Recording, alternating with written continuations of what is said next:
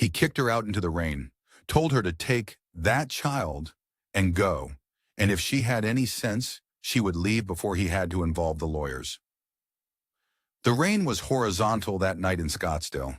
It hit the windows like something with an argument to make, and Catalina Reyes stood in her own doorway with her 8-year-old daughter pressed against her side and her newborn son on a ventilator 3 miles away. And she did not argue, and she did not plead, and she did not make a single sound that Dominic Reyes would have recognized as weakness. Because Catalina was not weak, and she had never been weak. And the man currently watching her walk out into the storm had spent 4 years confusing her patience for something smaller than it was.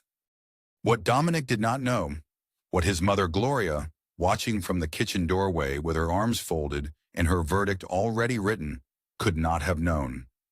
What even Fernanda, waiting in the car at the end of the driveway, could not have imagined was that 3 hours and 58 minutes before that door closed, Catalina had sat across a conference table at the offices of Harriman and Cross, LLP, on Camelback Road, and pressed her thumb to a notary stamp.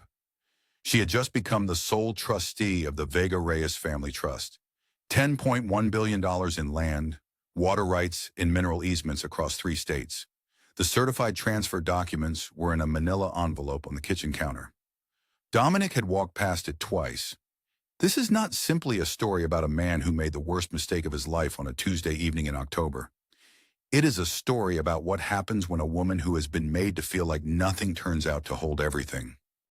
If you believe that patience is not the same thing as surrender, leave this video a like before we go any further, and subscribe, because this channel exists for exactly this kind of story. Drop a comment and tell us where in the world you are watching from tonight. Now, to understand what that envelope contained and what it was about to do to everything Dominic Reyes had spent 2 years building, we have to go back to where this really began. The story, as it turned out, began in a kitchen that smelled of something Catalina had left simmering too long and forgotten to tend. She had come home at 4:30 with the envelope tucked under her arm and stood in the doorway for a moment before stepping inside. The house was quiet in the way it had been quiet for months. Not peaceful, simply emptied of warmth. She set the envelope on the counter with the deliberateness of someone setting down something irreplaceable, though it weighed almost nothing. She went to check on Sophia. She called the NICU from the hallway. Andres' numbers were steady, the nurse said.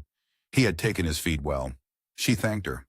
She stood in the hall with the phone against her chest, her hip pulling with the deep, familiar ache she had carried since the 2nd trimester, and she breathed through it and went to start dinner. Sophia was 8 and a careful reader of atmospheres. She appeared in the kitchen doorway around 6, assessed the room and said, "Is he home yet?" "Not Daddy." Catalina had noticed the shift and had not known what to do with it. She smoothed Sophia's hair back and said, "Not yet." Sophia nodded as though this confirmed something and went back to her room without another word. Dominic arrived at 7, the key in the lock, the jacket still on, the faint smell of a restaurant Catalina did not recognize following him through the door. He moved to the refrigerator, poured water, stood at the counter and drank it. 6 inches from the envelope, his eyes passing over it with the disinterest of a man who had already decided what mattered tonight. He set the glass down. He walked past the envelope a second time on his way to the living room. He did not ask where she had been. She did not offer. By 8, Sophia was in bed. Catalina stood in the doorway long enough to memorize the shape of her. The pink backpack slumped against the desk, the drawing still open, the slow rise and fall of her breathing. Then she came back to the kitchen and stood at the counter, because she had learned in 4 years that the only thing worse than what was coming was prolonging the distance before it arrived. He came back at 8:15. He stood across the island and used the voice he kept for things already decided. Flat, unhurried, with the careful patience of a man who had rehearsed this on the drive home. The marriage wasn't working. He needed space. She should find somewhere to stay before this required attorneys. Then he looked at her, fully for the first time and longer than she could calculate, and told her to take that child with her. The words landed where they were aimed. Catalina's hands were flat against the granite. She felt the cold of it through her palms, and she said nothing. She walked down the hall. She opened Sophia's door, and Sophia was not asleep, had not been asleep, and looked up with the face of a child who has heard everything and is waiting only for instructions. "Get your coat, sweetheart. Bring the pink bag." She came back through the kitchen and looked at the envelope once. She left it where it was.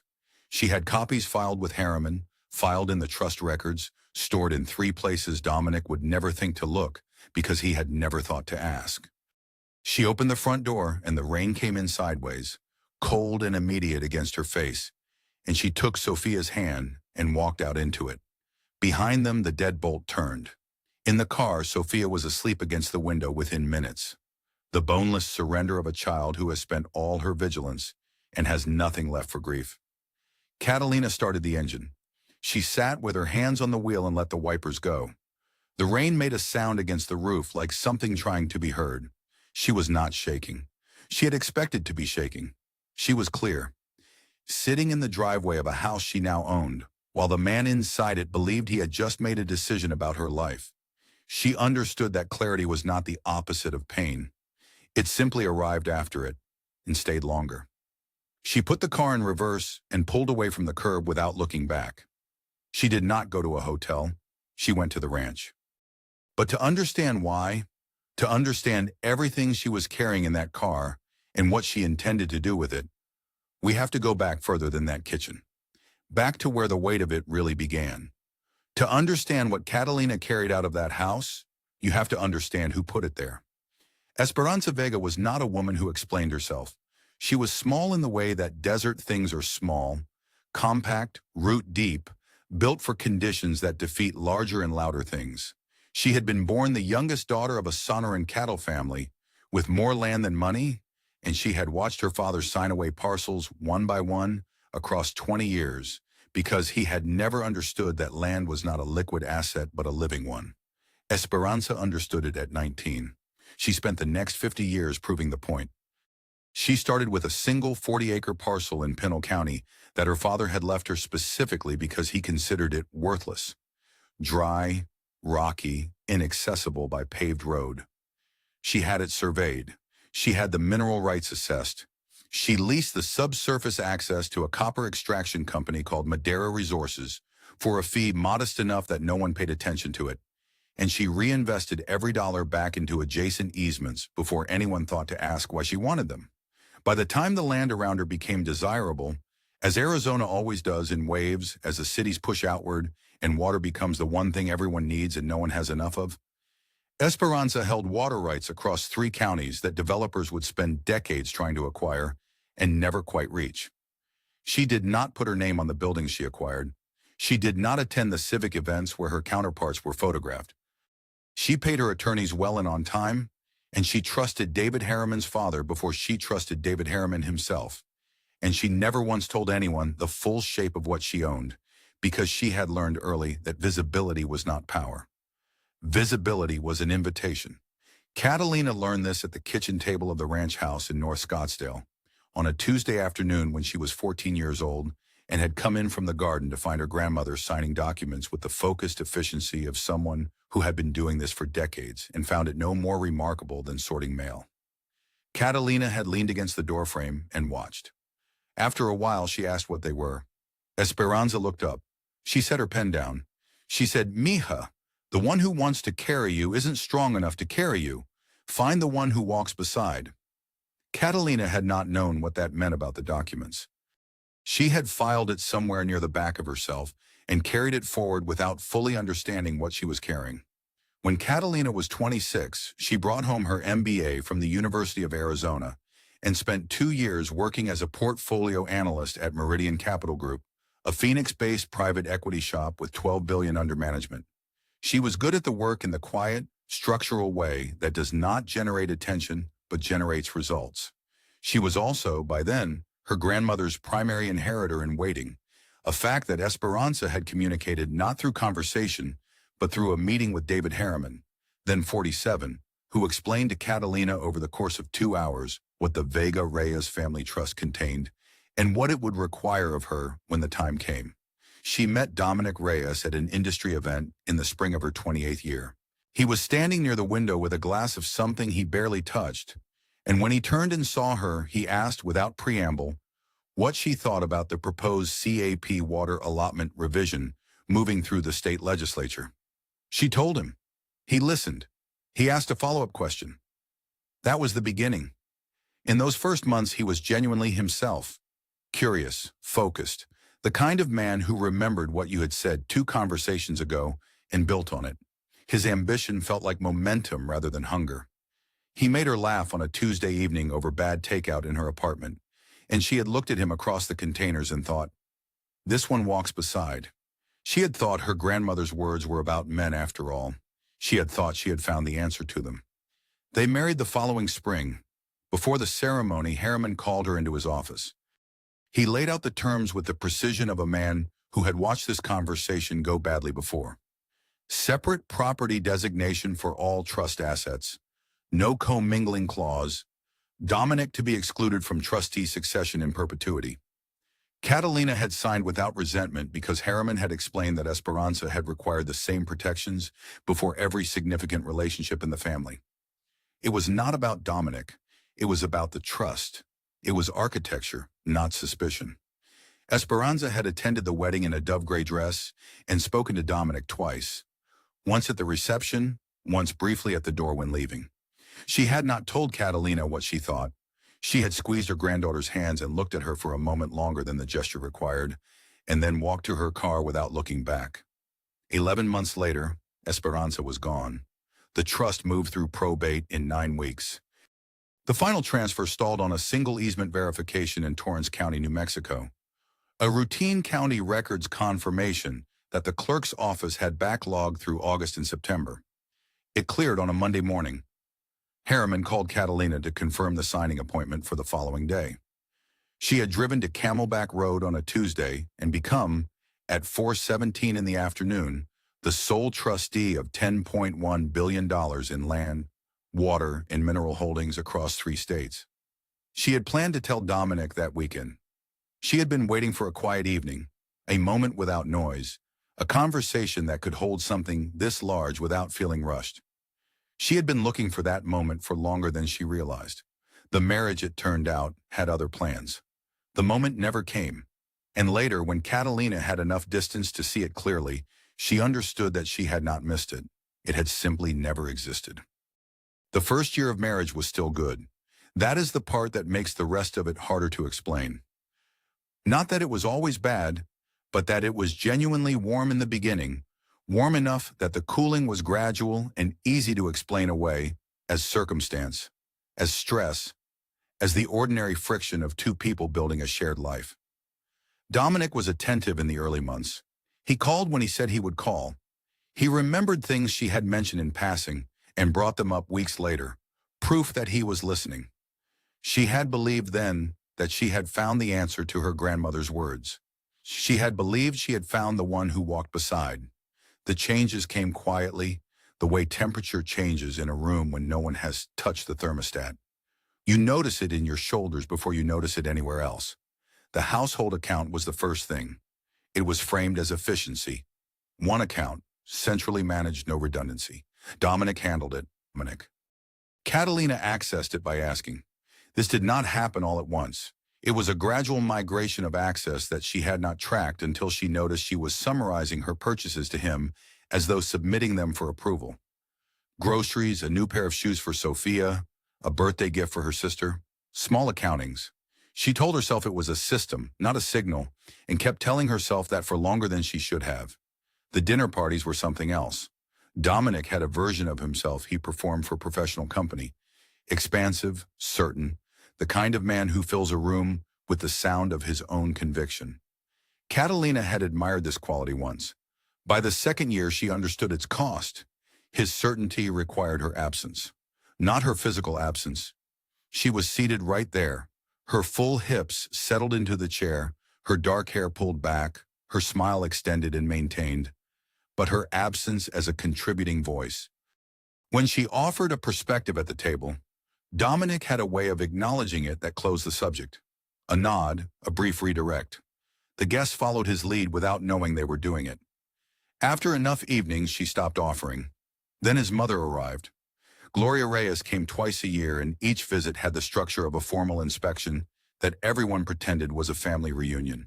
She was impeccably put together in the way of women who consider presentation a moral category, and she spoke to Catalina in the register of a woman determined to be helpful. She worried was the thing. She worried whether the house was being managed efficiently. She worried whether Sophia was receiving enough structure. She worried it during one Sunday dinner that Catalina would replay for months afterward, whether Catalina was finding it hard to keep up with everything, said with her hand briefly on Dominic's arm, said to him rather than to Catalina, said in the tone of a concerned ally reporting a problem to the person best positioned to address it. She heard Gloria's voice in the hallway once, low and even. That child is Dominic's obligation, nothing more. Catalina was standing in the kitchen with her hand on the counter. She had stopped moving. She had breathed through it, slowly, and then she had gone back to making coffee and said nothing when Gloria came in smiling. She did not confront it. She extended the same patience to Gloria that she had extended to Dominic, and in both cases the patience was genuine, which is what made it, eventually, so costly. The name Fernanda appeared at dinner in the second year, once briefly. Dominic mentioned her as a new hire with strong client instincts. He did not linger on it. Catalina filed it. 3 months later, Fernanda had become the kind of absence with a shape, a name that did not come up again despite the fact that Dominic was spending more evenings at the office, more weekends on calls he took from the back porch with the door closed, more nights arriving home with the slightly rearranged quality of a man who has recently been performing a different version of himself for a different audience. She began to doubt herself before she doubted him. She was, by then, deep in her second trimester, her body carrying a weight that the hip had already decided to narrate as constant low-grade pain. She was still in grief for Esperanza, a grief she had not had sufficient quiet to process, because quiet was not something the house offered in abundance. Her urban planning practice had contracted to almost nothing. A few consulting calls, a project she kept meaning to expand and kept not expanding because Dominic had a way of describing her work as something charming she did to stay busy, and she had heard it enough times that it had started to sound like the truth. She wondered if she was manufacturing patterns in the data. She wondered if exhaustion was making her read things that were not there. She sat in the nursery at 32 weeks with her hand on the curve of her stomach, and she made a decision. After Andres arrived, she would try again. One genuine, full-hearted attempt. She would not be a woman who gave up. She would not be a woman who stopped. She kept that promise. She tried. And then Andres arrived 6 weeks early, and Dominic came to the hospital, and within 7 days she understood that trying would not be enough, because she was the only one doing it. Andres came into the world on a Tuesday morning in August, 6 weeks before anyone was ready for him, in a delivery room at Scottsdale Osborne Medical Center, where the lights were very bright and everything happened very fast, and Dominic stood near the wall with his arms crossed in the way of a man who has decided that stillness looks like strength. The baby weighed 4 pounds, 11 ounces. The nurse, Angela Morris, said his lungs needed time. She said it with the practiced calm of someone who delivered this news often and had learned which words to use. Catalina heard every word. Her body was still catching up to what had just happened, the postpartum soreness already settling into her hips and lower back like something that intended to stay, and she watched Angela carry Andres toward the warming unit, and she did not look away until she could no longer see his face. Dominic visited for 7 days. He came in the mornings, stayed 40 minutes, and left for the office. He stood beside the incubator with his phone in his hand, and his eyes moving between the baby and the screen in the particular way of a man dividing his attention and calling it presence. He asked the nurses questions in the declarative tone he used for everything, as though information were something he extracted rather than received. On the 8th day, he did not come. He called that evening and said the corridor project had a financing meeting he could not move, and that Catalina understood these things. She said she did. She sat in the blue-lit room with the monitors counting out Andres's breaths, and she said she understood, and something in her went very quiet.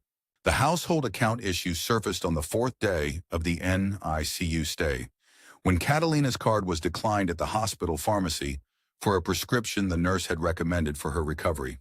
She called the bank. The card had been deactivated. She called Dominic. He said it sounded like an error on the bank's end, and he would look into it. He looked into it eventually, 10 days later, after she had asked twice more with the careful, neutral tone she had developed for requests she knew would be received as demands. By then she was back in the house, recovering in increments, and she had noted the timing in the same internal register where she had been noting other things for longer than she wanted to calculate. Gloria arrived on day 6 without calling first. She installed herself in the guest room and began a quiet reorganization of the house that she framed at every opportunity as help. She rearranged the kitchen. She had opinions about Sophia's schedule. When Catalina came home from the NICU on the 9th day, the nursery had been reorganized according to a logic that was not Catalina's. The furniture shifted, the small mobile that Sophia had picked out moved to a box in the closet, replaced with something neutral and beige that Gloria had apparently purchased and installed while Catalina was sitting beside her son's incubator. She stood in the doorway of the nursery for a moment, then she moved the mobile back. That evening, at dinner, Gloria said to Dominic, not to Catalina, to Dominic, with Catalina seated 3 feet away, that she was worried the stress of the situation was making Catalina unstable. She said it with her hands folded and her voice low and genuinely concerned, the way she said everything that was designed to land as a verdict. Dominic nodded slowly. He did not look at Catalina. Catalina finished her dinner. She did not respond. She had learned that responding to Gloria in front of Dominic produced only one outcome, and it was not the outcome the response deserved. The promotion came 2 weeks later. Dominic mentioned it over a weekday dinner as a staffing update. Fernanda Rios had been elevated to head of client relations at Reyes Meridian, effective the 1st of the month. He said she had strong instincts for high-value relationships. He said it the way he said most things, declaratively, with the door already closed. Catalina said that sounded like good news for the firm. She meant it to sound neutral. She had become very good at neutral.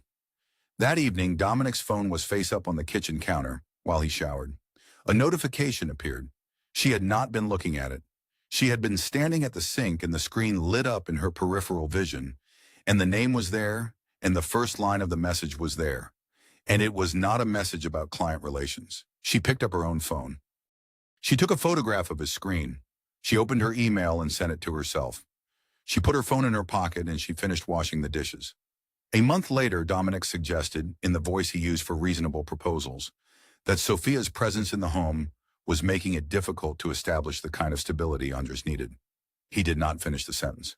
Catalina set down what she was holding and walked out of the room. He did not follow. That night, after Sophia was asleep and Andres' monitor was steady and the house was quiet in the way that had stopped feeling like peace, Catalina called David Harriman. She kept her voice level. She asked one question. If Dominic filed first, what could he claim? Harriman answered in full.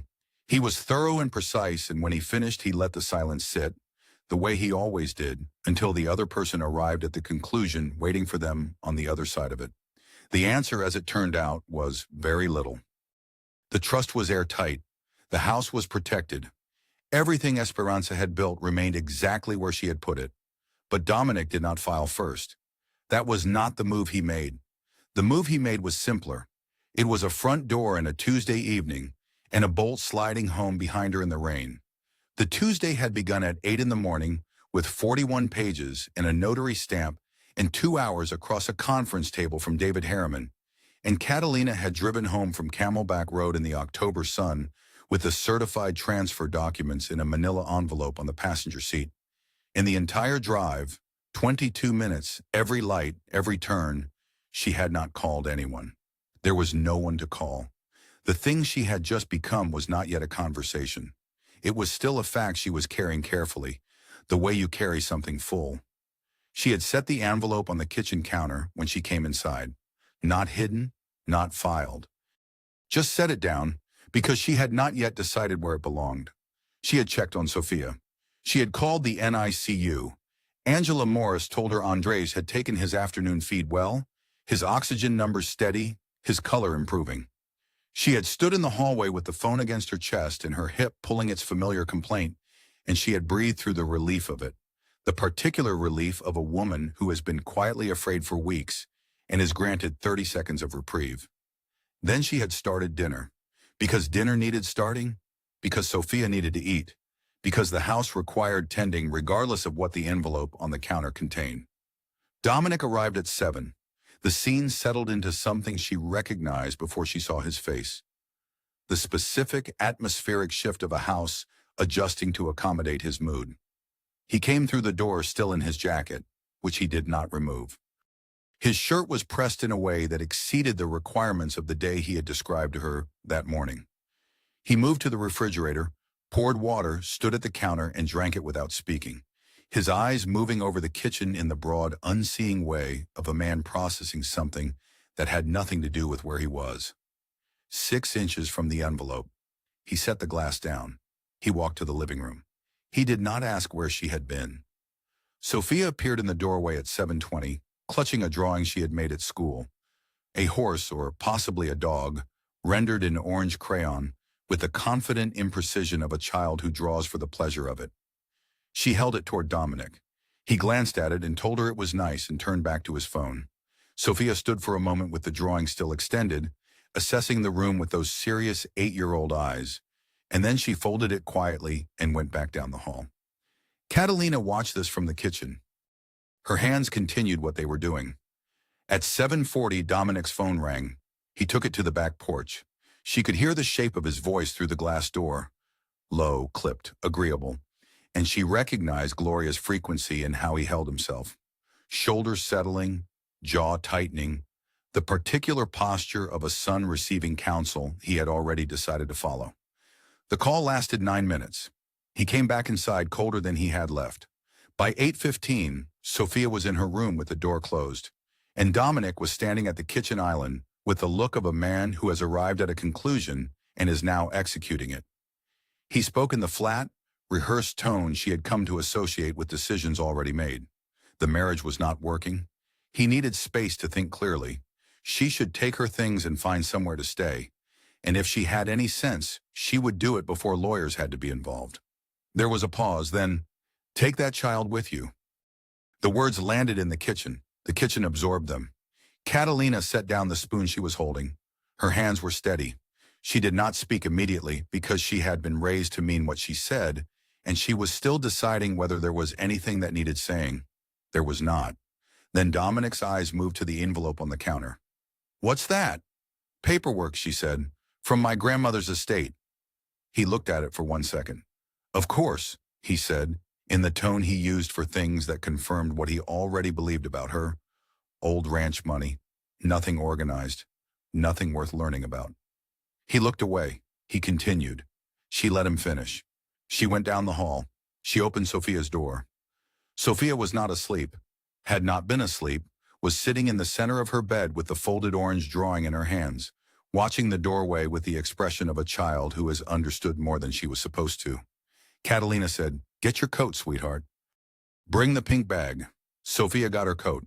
She brought the pink bag. She took Catalina's hand without being asked. They came back through the kitchen. Catalina looked at the envelope once.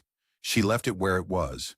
She had copies in 3 places Dominic had never thought to look, in a trust whose existence he had never once asked about, held by an attorney who had been protecting Vega women for 22 years.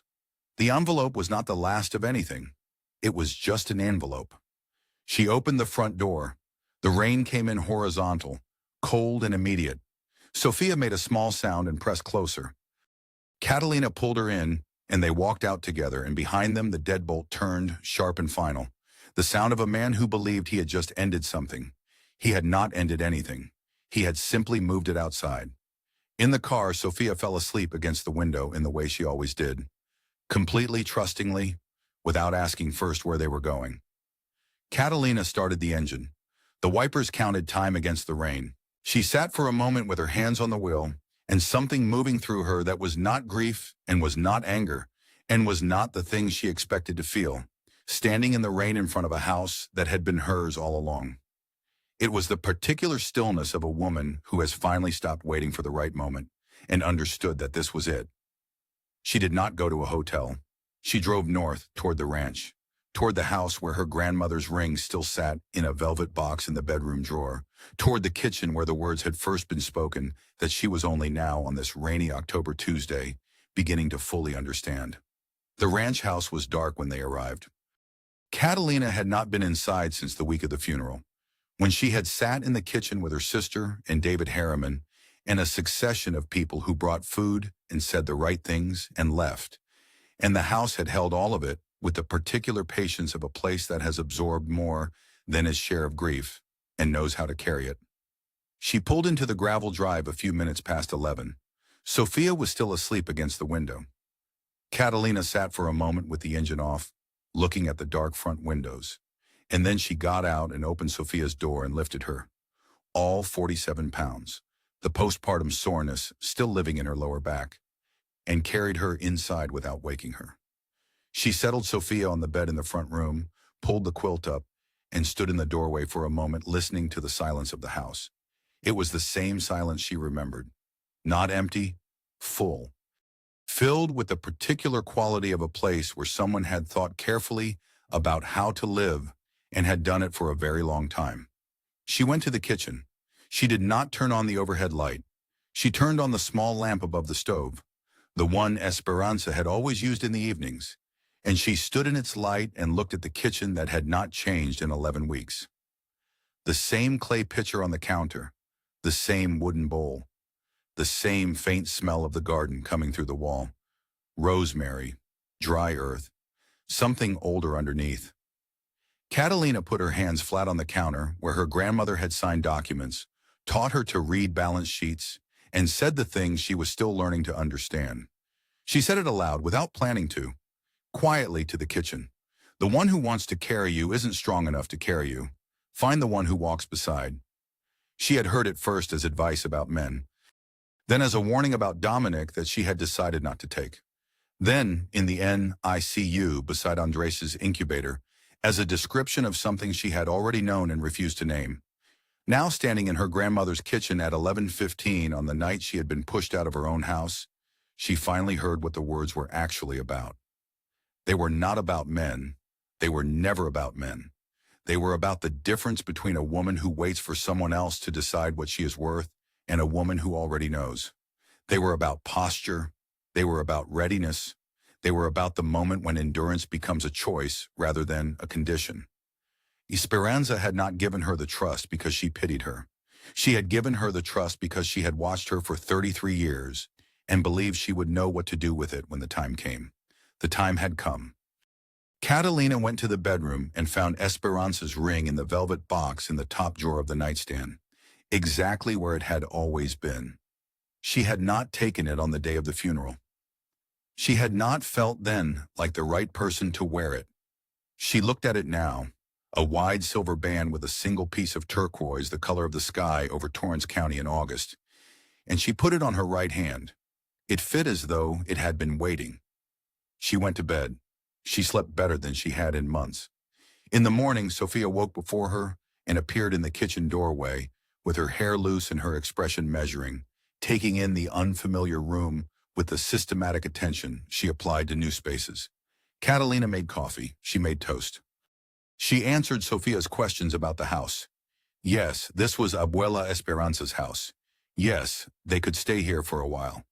Yes, that was the garden through the back window.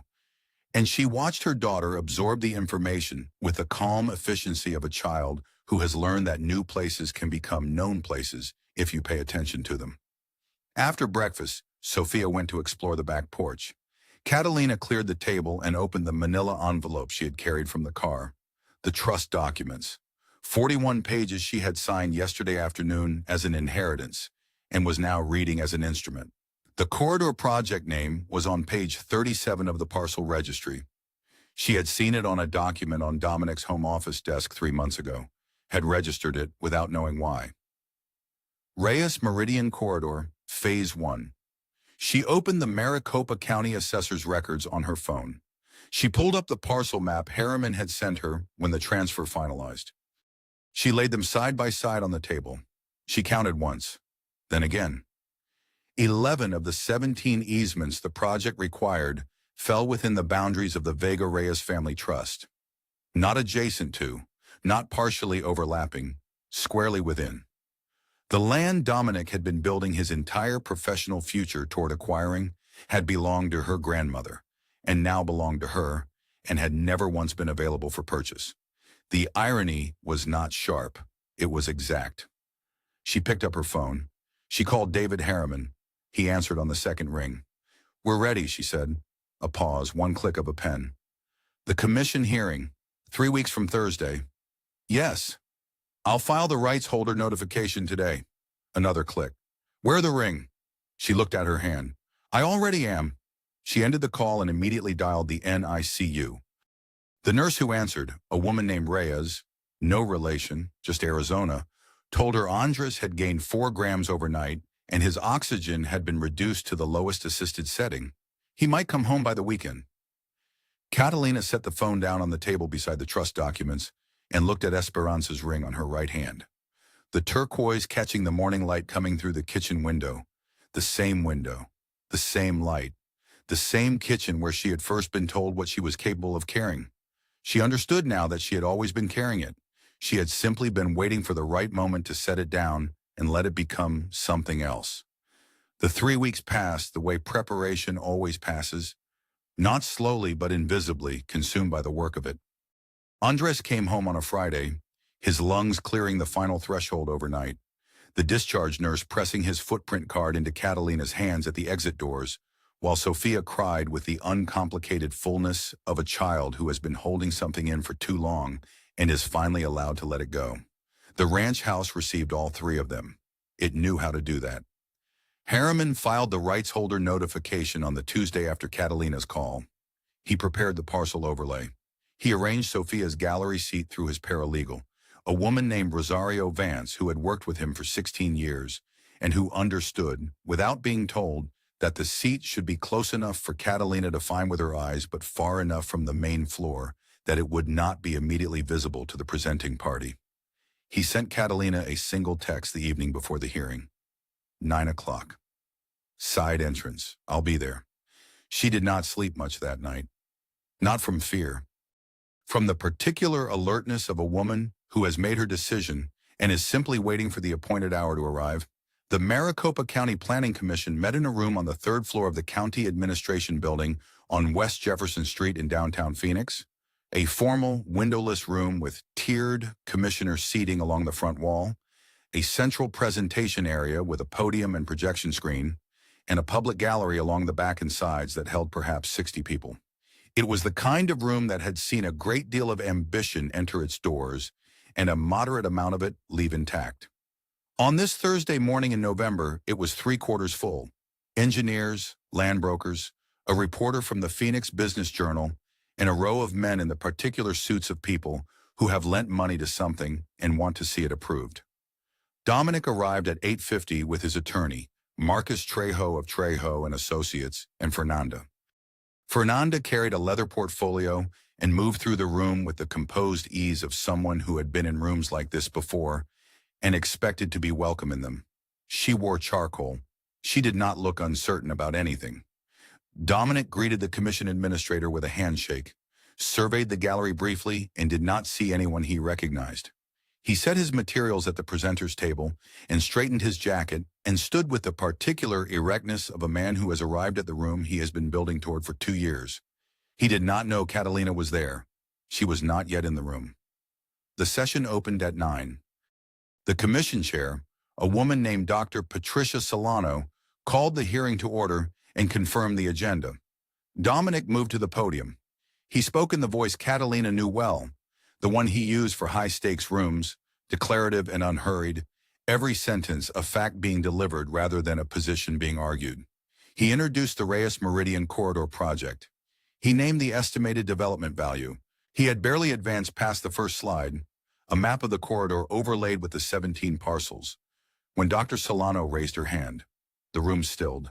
She said, "Before proceeding with the presentation, the commission had received a formal letter from the primary rights holder for 11 of the 17 parcels named in this proposal. The holder had invoked their right to address the board directly prior to any presentation. The commission was required to recognize that right." Dominic's hand paused on the clicker. His attorney's pen stopped moving. Fernanda looked up from her portfolio. A door at the side of the room opened. Catalina walked in wearing her grandmother's ring. The wide silver band with the turquoise stone catching the fluorescent light in the specific way of something old and certain. Andres was in the sling against her chest. 8 weeks old now, his small weight settled against her sternum, his face tilted upward with the unfocused attention of a very new person in a large room. Catalina walked without hurry. She did not look at Dominic. She looked at the gallery, found Sophia, seated in the fourth row, her serious face turned toward the door, her hands folded in her lap, and held that for one moment before she sat in the designated chair at the side table where Harriman was already seated. A binder open in front of him, his pen clicked and ready. The room was very quiet. Dr. Solano looked at the administrator, who confirmed the record, and then she looked at Catalina. For the record, would you please state your name and your relationship to the parcels listed in this proposal? Catalina placed her hand flat on the table. She did not look at the podium. She did not look at Dominic, who had not moved, who was standing with the clicker still in his hand, and an expression that had begun, in the last 30 seconds, to change in the way of a man who has just seen something he is not yet able to name.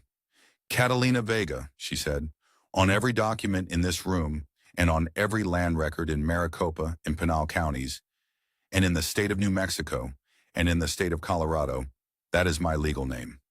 I am the sole trustee and beneficiary of the Vega-Reyes Family Trust, administered by Harriman and Cross, LLP. Harriman placed the parcel map overlay on the table and slid a copy to the commission administrator. The overlay showed the corridor project's 17 required parcels with 11 of them shaded in a clear, uniform color. The color Harriman had chosen was a calm, institutional blue, which managed to look both bureaucratic and devastating simultaneously. 11 of the 17 easements named in this proposal, Catalina said. And now she looked at Dr. Solano directly, her voice even and unhurried. The voice of a woman who has spent 3 weeks finding the words and has found them. Belong to the Vega-Reyes Family Trust. They are not for sale. They have never been for sale. And any development plan that requires them is not a plan. It's a wish. The room did not make a sound. Dr. Solano looked at the overlay. She looked at her fellow commissioners. The exchange took 40 seconds. Then she said, "The commission would need to confer." She asked the presenting party to stand by. Dominic's attorney leaned toward him and said something low and inaudible. Dominic did not respond. He did not move. Something had happened behind his eyes. A small, involuntary landing of understanding that arrived before he could stop it, and that had nothing to do with the project. It was older than the project. It was the recognition of a man who has spent years diminishing something and has only now, in a public room, understood what he was diminishing. The recognition did not last long. He recovered. But it was there, and it was real, and no amount of recovery afterward would make it not have happened. The commission conferred for 6 minutes. Dr. Solano announced the decision. The Reyes Meridian Corridor project was tabled, pending resolution of the right status for the identified parcels. A resolution that, as the room now understood, was not forthcoming. Fernanda stood. She collected her leather portfolio. She did not hurry, and she did not hesitate, and she did not look at Dominic on her way to the door. She simply left. The door opened and closed behind her with the quiet efficiency of someone updating a calculation and moving on. Catalina signed the commission record where Harriman indicated. She thanked Dr. Solano. She adjusted Andres in the sling. He had begun to stir, making the small, searching sounds of a baby uncertain about his next requirement, and she rose from the chair. She did not address Dominic. She did not look at him again. There was nothing left to say to him that the room had not already said more precisely than she could. She walked toward the gallery door. Sophia was already on her feet, moving through the row, with the focused determination of a child with somewhere to be. She reached Catalina at the door and took her free hand. Harriman fell into step on the other side. The three of them walked out into the corridor. The fluorescent lights hummed overhead. Andres settled back into sleep against Catalina's chest. She did not look back. There was nothing behind her that required it. The building did not empty all at once. These things never do. What happened instead was a gradual recession. The commissioners gathering their papers, the gallery dispersing in the particular quiet of people who have witnessed something they are still processing. The administrator closing the session record with the practiced efficiency of a woman who has seen projects tabled before and knows that the paperwork outlasts everything else. Dominic stood at the presenter's table for longer than was necessary. His attorney said something to him, and he nodded once, in the way of a man agreeing to a fact he is not yet ready to believe. The corridor project was over before the week was. Reyes Meridian's two primary investors, a Phoenix-based commercial fund called Saguaro Capital Partners and a private equity vehicle out of Scottsdale, withdrew their letters of intent by the following Thursday. The withdrawal letters were brief and professional and said nothing that required saying between people who had done the arithmetic. Without the 11 Vega-Reyes parcels, the project had no viable corridor. Without the corridor, it had no value proposition. Without a value proposition, it had no investors. The sequence took 4 days to complete what the hearing room had begun in 40 seconds. Fernanda Rios updated her professional profile on a Wednesday, 10 days after the hearing, from a coffee shop on Camelback Road 3 blocks from the Harriman and Cross offices, which was either coincidence or a particular kind of message to the universe, and updated her current employer to reflect a consulting engagement she had apparently secured very quickly. She did not announce her departure from Reyes Meridian. She simply was no longer there, in the way of a woman who had made a calculation, found the result unsatisfactory, and moved on without ceremony. She had always been efficient. Gloria called twice. The first call came the Saturday after the hearing. Catalina's phone rang in the kitchen of the ranch house while Sofia was eating breakfast, and Andres was in the bouncer on the floor, and Catalina looked at the name on the screen and set the phone face down and poured her coffee. The call went to Harriman's office, where his paralegal Rosario Vance noted it without comment. The second call came the following Tuesday. It also went to Harriman's office. Gloria did not call a third time. That was for Gloria a form of ending she would spend a long time framing as something else. Dominic called 3 times.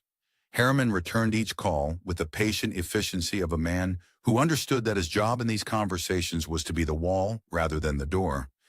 On the third call, according to Harriman's brief summary to Catalina afterward, Dominic had asked if there was anything Catalina wanted from the house, meaning his version of the house he had been occupying as though it belonged to him. Harriman had told him, in the measured tone of a man who has delivered this particular information before and found that brevity serves better than elaboration, that the house was recorded under the Vega-Reyes family trust, property 41 of 47, and that any questions about its disposition should be directed to his office in writing. There was one voicemail. Dominic left it on a Thursday evening in December, and it was not a long message, barely 90 seconds. And his voice in it was the voice she had not heard in years, the one from the early apartment on McDowell Road, the one that had asked her what she thought about water allotment legislation at a party and had actually listened to her answer. It was the voice of the man she had believed she married, resurfacing just long enough to say that he understood now, that he had not understood before, that he was sorry in a way that he recognized was probably insufficient. She listened to it once, standing at the kitchen counter with Andres against her shoulder, the October light, the November light now, colder, different, coming through the window above the sink. She did not call back. She did not delete the message immediately either, which was the most honest thing she could offer. She was not without feeling, but she was finished. She deleted it 3 days later. She did not feel anything particular when she did. Sofia started the new school in January. Camelback Elementary 3rd grade, a teacher named Mrs. Dominguez, who sent home a welcome letter with a drawing of a sun on it that Sofia considered carefully and then taped to the wall above her desk in the ranch house. She made a friend in the second week, a girl named Paloma who had opinions about horses and shared them freely, and Catalina heard them talking in the back garden one afternoon in a way that sounded like children who had known each other for years, which is how it goes sometimes. Andres gained weight the way the early ones sometimes do, decisively, almost urgently, as though aware of having started behind and determined to close the distance. By February, he was in the 95th percentile for his adjusted age, which the pediatrician, a woman named Dr. Iris Chen, mentioned with the particular satisfaction of someone whose work had participated in a good outcome. The ranch house stopped feeling like somewhere they had arrived and started feeling like somewhere they lived. This happened without announcement. One evening, Catalina noticed that she no longer thought of it as her grandmother's house and had started thinking of it simply as home, and she held that observation for a moment and let it be what it was. On a Tuesday evening in February, she sat on the back porch with both children nearby. Sophia was at the outdoor table with a drawing. Horses, still horses, always horses. Her dark head bent in concentration, the tip of her tongue just visible at the corner of her mouth. Andres was in the bouncer beside Catalina's chair, watching the sky with the serious, unfocused attention he had recently developed for things above eye level. The evening was cool and dry and smelled of her grandmother's garden, which had been tended by a man named Vicente, who came on Tuesdays and had done so for 11 years, and who had not needed to be told to continue. Catalina opened her right hand. Esperanza's ring lay in her palm, the silver warm from her skin, the turquoise the blue of a late afternoon sky over country that had always known it was worth something. She looked at it without thinking of Dominic. She was not thinking of the hearing room or the corridor project or the envelope on the counter or the rain. She was thinking of her grandmother at a kitchen table, signing documents with the focused unhurry of a woman who had never once needed anyone's permission to be exactly what she was. She was thinking about what it means to build something quietly for 50 years and trust the right person to carry it forward.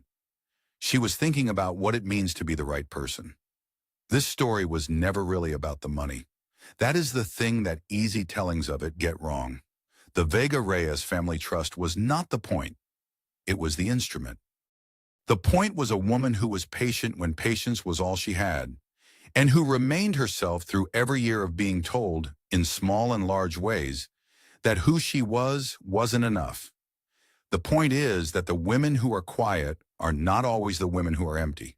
Sometimes they are the women who are full of something they are still deciding how to use, waiting for the conditions that make use possible. The point is that readiness is not the same as cunning. It is simply the result of knowing who you are and trusting that knowledge to be enough when the time comes. We would love to know what part of this story stayed with you longest. Was it the envelope on the counter, the ring, the moment Sophia took her hand at the door? Leave it in the comments and tell us where in the world you are watching from tonight. This community spans every time zone, and knowing you're out there makes every story worth telling. The back porch was quiet. Vicente had left the garden in its February state, dormant in places, persistent in others, the rosemary still green along the south wall where it always was. Catalina closed her hand around the ring. The evening settled around her, around Sophia's drawing and Andres' small breathing, and the smell of the earth her grandmother had tended for 50 years, and which would be here, unhurried and certain, long after any of the rest of it. She did not have a word for what she felt. She had decided some time ago that she didn't need one. The rain had already washed it clean.